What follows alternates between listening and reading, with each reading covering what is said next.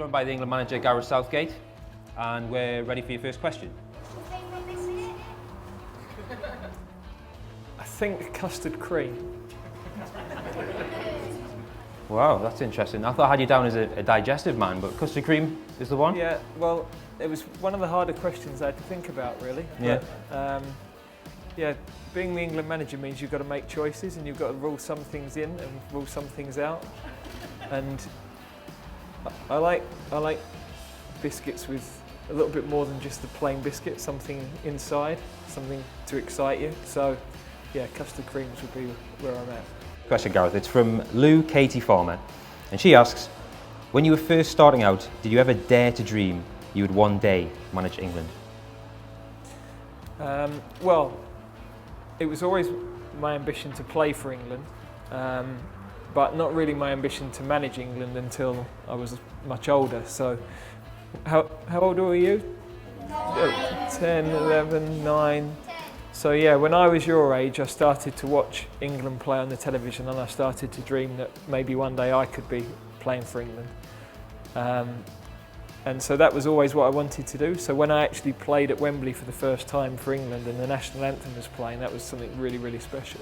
Here's another question that you guys might be interested to hear Gareth answer. It's from Joanne Friday, and she asks on behalf of her son Albert, who's 9, how many hours does a footballer need to practice to get better?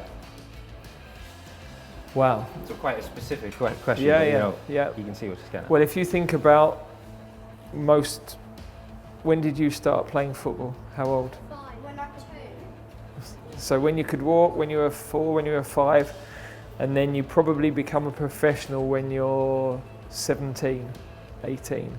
So that's 13 years. And then how many days in a year? 365. Very good. Very precise there as well. And so 13 years times 365 is a lot of hours. Any other audience? Do you want to ask one? Yep. Yeah, do you still get nightmares about that penalty miss? Right, so Wow. we knew this might come up. Yeah.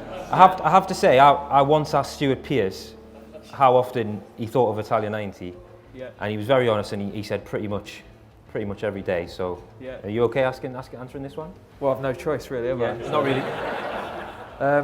So, you young ones might not know what happened, but in 1996 we got to a semi-final and we had a penalty shootout, and unfortunately I was the one that missed, and that meant we got knocked out.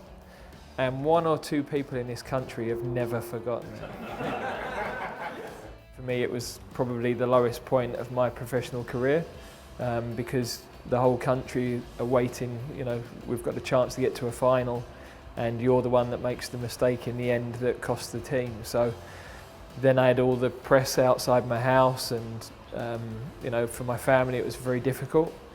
But I think I said to you all earlier, in your life not everything will go as you want it to, and then you've got to decide how you recover from that, really. So either you curl into a ball and lock yourself away and never do anything else, or you decide, right, I've got to get out and be strong and learn from the experiences that go wrong. So actually, although it was a very difficult thing to go through, now it's helped me probably to get to where I am today.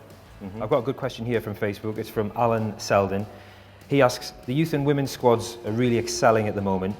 What do we need to learn from their successes to see glory from the senior side? Yeah, well, I think that for all of them it's taken quite a long time to get there. So I was talking to some of the girls earlier who've been watching the Lionesses play, haven't you? And they were a long way behind all the rest of the countries a few years ago. And now they're ranked as the 5th best team in the world, and they got to a semi-final last World Cup. So they're improving all the time, and that's what we tried to do when we came in with the junior teams, was to change the way we worked and start to focus, play harder matches. So we changed some of the fixtures that we were playing, so that we were playing against Brazil and Germany and France and teams like that, because the tougher games are the ones we learn more in, even though we don't always win. And slowly those teams are getting better. and now we've got more players to pick from because the clubs are developing good players as well. Yeah. So really what we can learn is that we've got to learn how to get better, but it takes a bit of time, and that's what will happen with the seniors. We won't become world champions by next week, but if we improve every time we get together and we work harder every time we get together, then slowly we'll get better results. Let's have a question from the beanbags. You were very quick there. Do you want to ask one? What's the best piece of advice you've ever been given?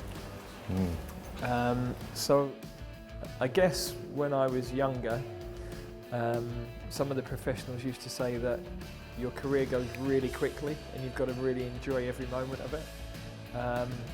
And I always made a point of appreciating that I was lucky to do what I was doing, because most people in the country would love to be a footballer. So I was lucky to do something that I really loved for my job, as my job, and I'm still doing something I really love as my job. So it's, I guess, just make the most of every minute, because you know, I've got lots of friends that weren't able to do things that they really liked, or they wanted to be a footballer and then they got injured and they couldn't do it. So really you've got to go for it. Whatever you want to do in your life, be brave enough to go for it. We've got a little special gift for you. Your favourite biscuit. I could have dipped them in my coffee if you'd given me them 2 minutes earlier. There we go. Thank you very much. I shall take them home as a memory of meeting all you guys at